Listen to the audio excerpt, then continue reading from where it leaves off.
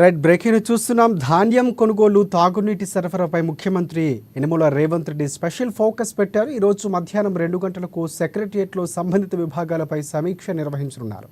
రాష్ట్రంలో ధాన్యం కొనుగోలు కేంద్రాలు, వడ్లకు కనీస మద్దతు ధర అంశాలు, పలు మార్కెట్లో రైతుల నుంచి వస్తున్న ఫిర్యాదులపై సీఎం రేవంత్ రెడ్డి స్పందించారు.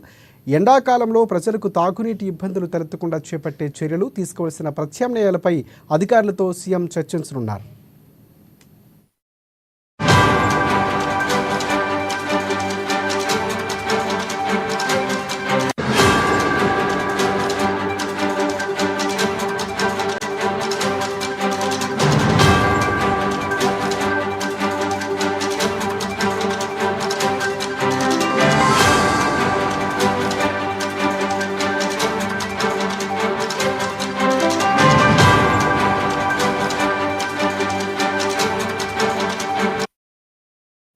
రెడ్ బ్రేకింగ్ చూస్తున్నాం. ధాన్యం కొనుగోలు, తాగునీటి సరఫరాపై ముఖ్యమంత్రి యనమల రేవంత్ రెడ్డి స్పెషల్ ఫోకస్ పెట్టారు. ఈరోజు మధ్యాహ్నం 2 గంటలకు సెక్రటరియట్లో సంబంధిత విభాగాలపై సమీక్ష నిర్వహించనున్నారు.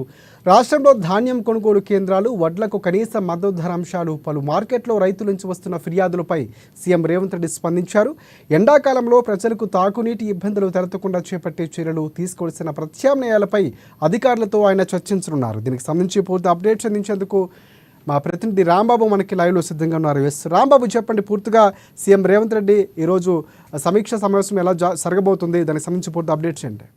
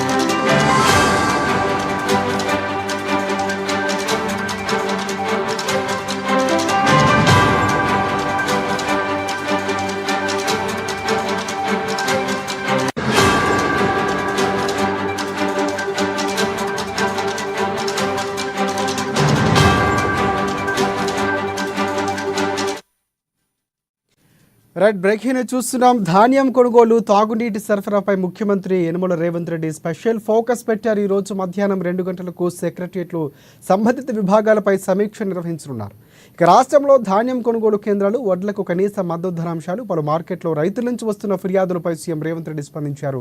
ఎండాకాలంలో ప్రజలకు తాగునీటి ఇబ్బందులు తలెత్తకుండా చేపట్టే చర్యలు, తీసుకోవాల్సిన ప్రత్యామ్నాయాలపై అధికారులతో సీఎం రేవంత్ రెడ్డి చర్చించనున్నారు. దీనికి సంబంధించి పూర్తి అప్డేట్స్ అందించేందుకు మా హైదరాబాద్ ప్రతినిధి రాంబాబు మనకి లైవ్లో సిద్ధంగా ఉన్నారు. రాంబాబు, చెప్పండి, ఈరోజు సమీక్ష సమావేశంలో సీఎం రేవంత్ రెడ్డి ప్రధానంగా ఏ అంశాలు దృష్టి సారించే అవకాశం కనిపిస్తుంది? ఇప్పటికే పూర్తి స్థాయిలో ధాన్యంకు సంబంధించి కొన్ని మార్కెట్ యార్డుల్లో సీఎం చెప్పినా కూడా విన్నటువంటి పరిస్థితి కనిపిస్తుంది.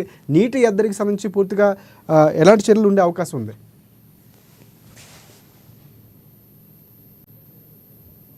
సచివాలయం వేదికగా ఇటు సిఎస్ శాంతికుమార్ కూడా పాల్గొన్నటువంటి, వివిధ అధికారులు పాల్గొన్నటువంటి సమీక్ష సమావేశం అయితే ముఖ్యంగా ధాన్యం కొనుగోలుకు సంబంధించి, అదేవిధంగా వేసవి నీటి ఎద్దడిని తీర్చేందుకు ఇటు నీటి సమస్య పైన సమీక్ష సమావేశం నిర్వహించున్నారు. ముఖ్యంగా ఇటు ధాన్యం కొనుగోలు వ్యవహారం సంబంధించినట్టు, అదేవిధంగా నీటి సరఫరాకు సంబంధించినటువంటి అంశం పైన ప్రధానంగా ముఖ్యమంత్రి రేవంత్ రెడ్డి ఫోకస్ చేయడం జరిగింది. అందులో భాగంగా ఈ యొక్క సమీక్ష సమావేశంలో ఇటు ధాన్యం కొనుగోలు అంటే ఇప్పటికే రాష్ట్రంలో ఉన్నటువంటి రైతులందరూ కూడా ఇటు ఎండాకాలం ప్రారంభమైపోయింది. ఒకవైపు ఇటే పంట కూడా చేతికొచ్చినటువంటి పరిస్థితి, మరొకవైపు కళ్ళాల దగ్గరికి కూడా ధాన్యం వస్తున్నటువంటి పరిస్థితి. గత సంవత్సరం కూడా ఇంతవరకు అంటే ఈ సమయం వరకు కూడా ఇటు ఈ యొక్క కొనుగోలు కేంద్రాలను కూడా ప్రారంభించలేదు. కానీ ఇప్పుడున్నటువంటి రాష్ట్ర ప్రభుత్వం మాత్రం మార్చి 25 నుండి ఈ యొక్క కొనుగోలు కేంద్రాలను కూడా ప్రారంభించింది.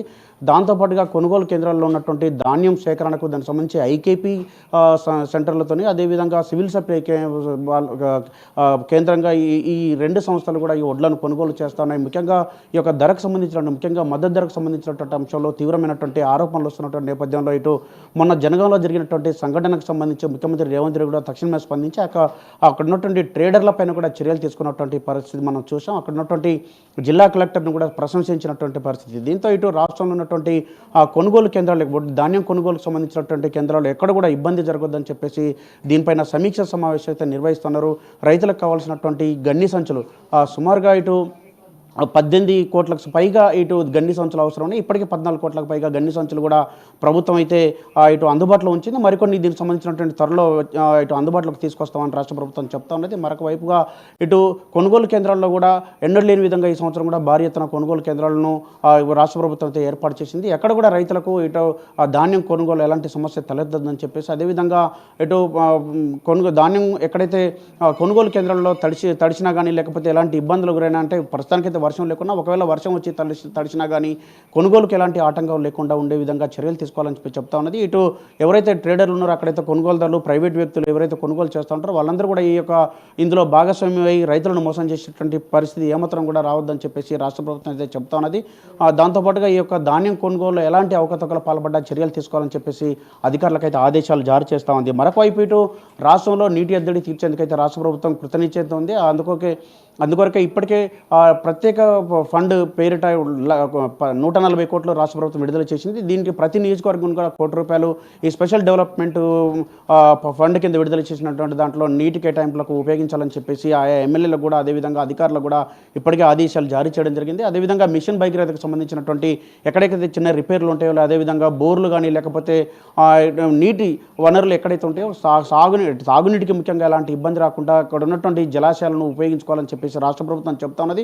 ఇప్పటికే కొండపోచమ్మ సాగర్ కానీ, మల్లన్న సాగర్ కానీ, రంగనాయకమ్మ సాగర్ కానీ వీటిని ఉపయోగించుకోవాలని చెప్తా ఉన్నది. అదేవిధంగా ఇటు నాగార్జున సాగర్, శ్రీశైలం సంబంధించినటువంటి అంశంలో కూడా నీటి సమస్య ఉన్నది. కాబట్టి ఈ నేపథ్యంలోనే ఈ యొక్క నాగార్జున సాగర్ ఇప్పటికే డెత్ స్టోరేజ్కి వస్తూ ఉందని చెప్పేసి రాష్ట్ర ప్రభుత్వం భావిస్తుంది. నీటి ఒప్పందంలో భాగంగా రావాల్సినటువంటి ఈ నీటిని కూడా, కృష్ణా జలాలను కూడా హైదరాబాద్కు తాగునీరును గత కొన్నేళ్ళుగా ఉపయోగించుకుంటుంది. కాబట్టి ఎక్కడ కూడా ఇబ్బంది రావద్దని చెప్పేసి రాష్ట్ర ప్రభుత్వం అయితే భావిస్తున్నది. దీనికి సంబంధించినటువంటి అంటే గ్రామాల్లో కానీ లేకపోతే ఎక్కడ కూడా ఇబ్బంది ఉన్నా కానీ ఈ యొక్క నీటికి సంబంధించినటువంటి సమస్య పైన రాష్ట్ర ప్రభుత్వం సీరియస్గా ఉంది. వెంటనే ఇటు ట్యాంకర్లను కూడా ఏర్పాటు చేయాలని చెప్తా ఉన్నది. 12 గంటల్లో అడిగిన వెంటనే ఈ నీటి ట్యాంకర్లను కూడా అందుబాటులోకి తీసుకురావాలని చెప్పేసి కొన్ని చోట్ల ఇటు జిహెచ్ఎంసీ పరిధిలో ఉన్నటువంటి లైన్మెన్లు కొన్ని తప్పిదాల వల్ల అంటే ప్రభుత్వం మీద తప్పుడు ప్రచారం పోయేటువంటి అవకాశం ఉంది. కాబట్టి వాళ్ళందరిపైన ఫోకస్ పెట్టాలని చెప్పేసి రాష్ట్ర ప్రభుత్వం చెప్తా ఉన్నది.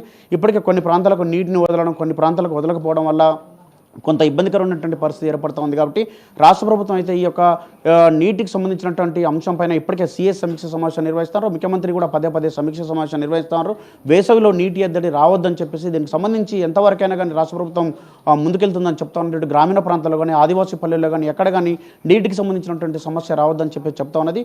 దీని కొరకు ప్రభుత్వం ప్రత్యేక ప్రణాళికతో ముందుకెళ్లాలని చెప్పేసి దీనికి సంబంధించి రాష్ట్ర స్థాయి అధికారులు, అదేవిధంగా జిల్లా స్థాయి అధికారులు పర్యవేక్షణకు అవసరమైతే గ్రామాలకు, పల్లెలకు వెళ్ళాలని చెప్పేసి కూడా చెప్తా ఉన్నారు. దీంతో ఇటు నీటికి సంబంధించినటువంటి ఎలా కొరత రాకుండా చూసేందుకైతే ప్రత్యేక చర్యలు చేపడుతోంది. మరొకవైపు ఇటు ధాన్యం కొనుగోలుకు సంబంధించినటువంటి అంశంలో కూడా ఇటు మద్దతు ధరకు సంబంధించినటువంటి ఎక్కడ ప్రాబ్లం ఏర్పడ్డా కానీ స్వయంగా అధికారుల దృష్టికి తీసుకురావాలని చెప్పేసి ఎక్కడ కూడా ప్రభుత్వం రైతులకు నష్టం చేకూర్చుంటే ప్రక్రియలకు దిగదని చెప్పేసి రైతు పక్షాన్ని నిలబడినటువంటి పార్టీ అనేది ఈ రైతుల పార్టీ అని చెప్పేసి రైతుల పక్షాన ఈ యొక్క ప్రభుత్వం పనిచేస్తుందని చెప్పేసి స్వయంగా ముఖ్యమంత్రి చెప్తున్నటువంటి నేపథ్యంలో రైతులకు కూడా మద్దతు ధరను, అదేవిధంగా ఇటు గన్ని సంచులను కానీ, కొనుగోలు కేంద్రాలు కానీ ఎక్కడ కూడా ఇబ్బంది రాకుండా ఉండేందుకు ప్రత్యేకమైనటువంటి చొరవ చూపాలని చెప్పేసి అధికారులు అందుబాటులో ఉండాలని చెప్పేసి కూడా చెప్తా ఉన్నారు రాజశేఖర్. ఎస్ రాంబాబు, ప్రధానంగా చూసుకుంటే చాలా వరకు కూడా బీఆర్ఎస్ పార్టీ కానీ రైతులు కరువు వల్ల నష్టపోయారు, పంట పొలాలు ఎండిపోయినటువంటి పరిస్థితి ఉంది. సో దాని మీద కూడా ఏమైనా చర్చించే అవకాశం కనిపిస్తుంది అధికారులతో సీఎం రేవంత్ రెడ్డి. అలా ప్రధానంగా నీటికి సంబంధించి ఇప్పటికే కాళేశ్వరంలో మిషన్ భగీరథ పథకంలో భాగంగా పెట్టినటువంటి పైప్ లైన్లు చాలా వరకు కూడా లీకేజ్ అవుతున్నాయి. ఒకవైపు సరిచేస్తే ఇంకోవైపు అవి మళ్ళీ చీలిపోయినటువంటి పరిస్థితి కనిపిస్తుంది. సో కొంతవరకు నీటి వృధా కూడా జరుగుతుంది. ట్యాంకర్లకు సంబంధించి పూర్తి స్థాయిలో కూడా సో ఆర్డర్ చేసిన తర్వాత అంటే వారు అడిగిన తర్వాత లేటుగా ఇస్తున్నారు, ఇంకా కొంచెం జాప్యం జరుగుతుందా, వారిపై చర్యలు తీసుకునే అవకాశాలు ఏమైనా కనిపిస్తున్నాయా? తప్పకుండా రాజశేఖర్, మిషన్ భగీరథకు సంబంధించినటువంటి అంశంలో ముఖ్యంగా గత ప్రభుత్వము కొన్ని చోట్ల మిషన్ భగీరథకు సంబంధించినటువంటి పైపులు వేయకుండా వేసినట్టు, నల్లాలను బిగించకుండా బిగించినట్టు తప్పుడు లెక్కలు చూపించడం వల్ల సుమారుగా 37,000 కోట్ల రూపాయలు భారీ ఎత్తున, అంటే 37,000 రూపాయలు కోట్ల రూపాయలు మాత్రమే ఖర్చు చేసినట్టు, సుమారుగా 12,000 కోట్ల రూపాయలు దీంట్లో అవినీతి జరిగినట్లు ఆరోపణలు వచ్చిన నేపథ్యంలో ఇప్పటికే విజిలెన్స్ కమిటీని కూడా ఏర్పాటు చేసినటువంటి రాష్ట్ర ప్రభుత్వం అక్కడ గ్రామాల్లో కూడా ప్రత్యేక అధికారిని నియమించి అక్కడ జరిగినటువంటి ఎక్కడెక్కడైతే అవినీతి జరిగిందో దానిపైన చర్యలు తీసుకున్నటువంటి ప్రయత్నం చేస్తూ ఉన్నది. అందులో భాగంగానే ఇటు ఈ మిషన్ భగీరథకు సంబంధించినటువంటి ఎక్కడైతే పైపులు గిట్లా పగిలిపోయి లేకపోతే ఇబ్బందికరమైనటువంటి పరిస్థితులు ఉన్నాయో వాటిని వెంటనే బాగు చేయాలని చెప్పేసి కూడా అధికారులకు ఆదేశాలు జారీ చేయడం జరిగింది. ఎక్కడ కూడా నీటికి సంబంధించినటువంటి వేసవిలో నీళ్ల కొరకు ఇబ్బందులు పడద్దని చెప్పేసి రాష్ట్ర ప్రభుత్వం అయితే ప్రత్యేకంగా డెవలప్మెంట్ ఫండ్ను కూడా విడుదల చేసినటువంటి పరిస్థితి ఉన్నది. అధికారులు ఎక్కడ కూడా జాప్యం జరిగినా కానీ ఊరుకున్నటువంటి పరిస్థితి లేదని చెప్పేసి కొంతమంది అధికారులు, గతంలో ఉన్నటువంటి బీఆర్ఎస్కు తొత్తులుగా ఉన్నటువంటి అధికారులు కొంత ప్రస్తుతం ఉన్నటువంటి ప్రభుత్వాన్ని అప్రదిష్ట పాలు చేసే విధంగా ప్రయత్నం చేస్తూ ఉన్నారని చెప్పేసి కొంత సమాచారం ఉన్నటువంటి నేపథ్యంలో వాళ్ళపైన చర్యలు తీసుకోవాలని చెప్పేసి రాష్ట్ర ప్రభుత్వం భావిస్తున్నది. ఆ సంబంధించినటువంటి వాళ్ళందరినీ కూడా లిస్ట్ అవుట్ చేసేటువంటి పనిలో ఉన్నది. ఇప్పటికే జిహెచ్ఎంసీ పరిధిలో కూడా అట్లాంటి వాళ్ళని గుర్తించినట్టు తెలుస్తూ ఉంది. మొత్తానికైతే ఇటు రాష్ట్ర ప్రభుత్వం ఇటు మంచినీళ్ళ ఎద్దడికి ఎక్కడ కూడా రావద్దని చెప్పేసి ప్రజలందరూ కూడా నీటి కష్టంలో ఉండకూడదని చెప్పేసి ప్రభుత్వం భావిస్తూ ఉంది. కాబట్టి ఈ యొక్క సమీక్ష సమావేశాలు కూడా ప్రధానంగా వీటిపైన ఫోకస్ చేస్తూ ఉంది Rajasekhar. Right. Thanks for updates Rambabu.